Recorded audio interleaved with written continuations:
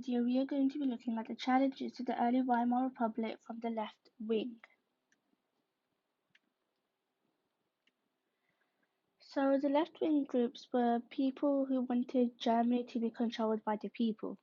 This means that they opposed capitalism and wanted to abolish private ownership of land and business and put them in the hands of the workers.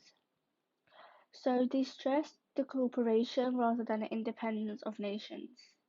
And the most popular extreme left-wing group, so the extremists of the left-wing ideology, were known as the communists. So the Weimar Republic did face challenges from the left wing, and the most notable one in its early years was the Spartacist revolt. So the German Communist Party was the KPD, and this was set up in December 1918. So it was backed up by the Soviet Union, who was also a communist country, and so it was well funded. It soon had 33 daily newspapers and 400,000 members, so there was a significant amount of support in Germany for the communists. But the communists in Germany were supported by the Spartacist League, and they were extreme socialists from the Independent Socialist Party based in Berlin. So there's just different groups of communists that are supported by each other, essentially. And so the Spartacist revolt was led by Rosa Luxemburg and Karl Liebknecht. These were the figureheads that led this revolt.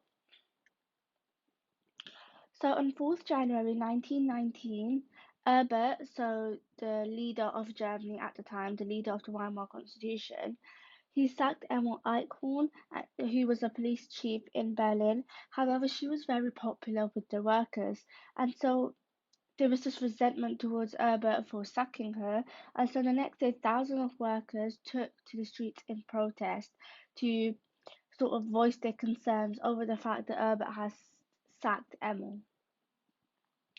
And the Spartacists naturally saw this as their chance to undermine the government.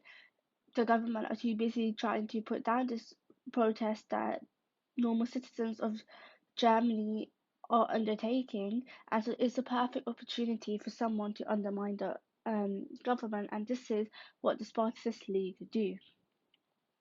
And so Spartacists, they called for an uprising and a general strike in Berlin, and so on 6 January 1919, over 100,000 workers took to the streets. So they took over the government's newspaper and telegraph offices, and therefore, as a result, because they had lost control of the newspaper and telegraph offices, it was a major step in the government losing control of the capital. So this revolt had to be put down somehow because it was a threat to this really fragile government that had been put in place. So the Chancellor Herbert, so the leader of the Weimar Constitution, needed to put down Spartacist rebels. However, because this was very soon, it was in quick succession to the end of the war, the German armed forces known as the Reichswehr were in no shape to put down the revolt alone. So Herbert had to turn to a new force. So there was a group of people, so they were soldiers, and they had been released from the army and had obviously returned back to Germany after the war had ended. However, they had kept their weapons.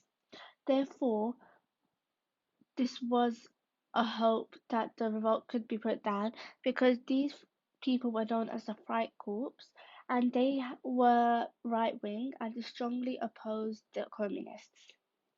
Therefore, Herbert ordered these Freikorps to organize themselves, and it is estimated that there were 250,000 of them by March 1990. There was a huge number of them that could put down this revolt.